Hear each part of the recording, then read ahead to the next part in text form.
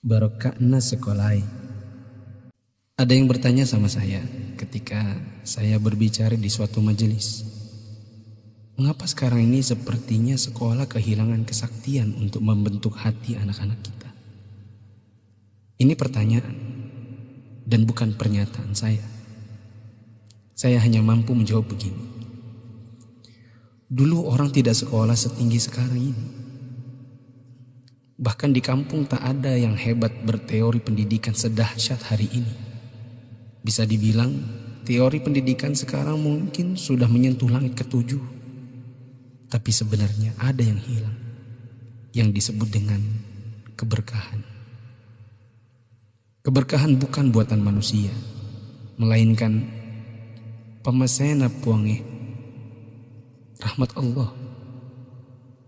Bukan sekolah yang membuat orang sukses, tetapi Allah lah yang berada di balik semua kesuksesan manusia dalam usahanya. Maksudnya, secara khusus saya mengajak Anda yang berusia 40 tahun ke atas untuk menengok sejenak ke belakang. Balik.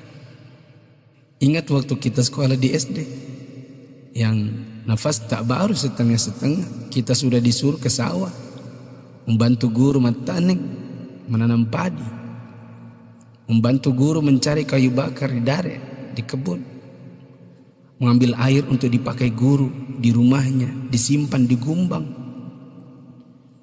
Teori praksis pendidikan saat ini akan berkata bahwa ini tak ada hubungannya dengan kurikulum dan media pendidikan dan lain-lain. Kita disuruh mengerjakan pekerjaan oleh guru yang seakan tiada hubungannya dengan akademik. Bukan itu saja, bahkan mungkin kita pernah menjaga jualan guru. Tak hanya itu, kita kalau dipukul oleh guru hingga setengah hidup, atau masengo, mimisan, akibat pukulan mistar kayu guru dan jangka pelingkar yang ujungnya runcing. Disinilah intinya. Atas itu semua, pernahkah orang tua kita protes? Pernahkah orang tua kita mengeluh dengan tugas-tugas tadi? Pernahkah orang tua kita melarang kita ikut ekskul dalam tanda kutip yang saya sebutkan tadi, mencari kayu, mengambil air? Sama sekali no. Orang tua kita tidak pernah mempersoalkan. Inilah mata air yang mengalirkan keberkahan. Atas kesabaran orang tua terhadap dunia persekolahan, Allah pun turun dengan tangannya. Dia membalas kebaikan hati orang tua atas penghormatan terhadap guru dan eksistensi sekolah yang bahkan mungkin dengan segala kelemahan. Tak perlu pakai teori pendidikan, sebab orang tua kita tak paham itu semua. Tapi teori dan kehendak Allah yang berlaku. Inilah yang disebut dengan barakah, keberkahan. Boleh jadi kita sudah jauh berjalan, tapi mari kita tengok sejenak betapa hebatnya pendidikan orang dulu.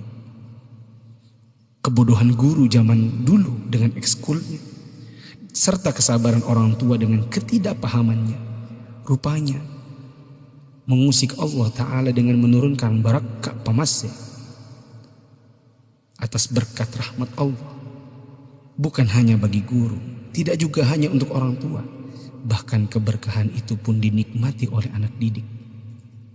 Tengoklah sekarang, orang tua memenjarakan guru, anak memfitnah gurunya, dicubit bilangnya ditempeleng, diajari katanya dicaci maki,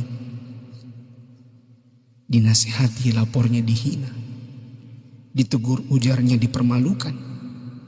Bagaimana mungkin berkah Allah bisa datang? Anda yang berumur 40-an, pernah kita melakukan ini? Bahkan kita membohongi orang tua karena melindungi guru. Kalau perlu orang tua tak perlu tahu apapun keadaannya. Itulah sebabnya di akhir sekolah dahulu kita selalu menyisakan air mata kebahagiaan.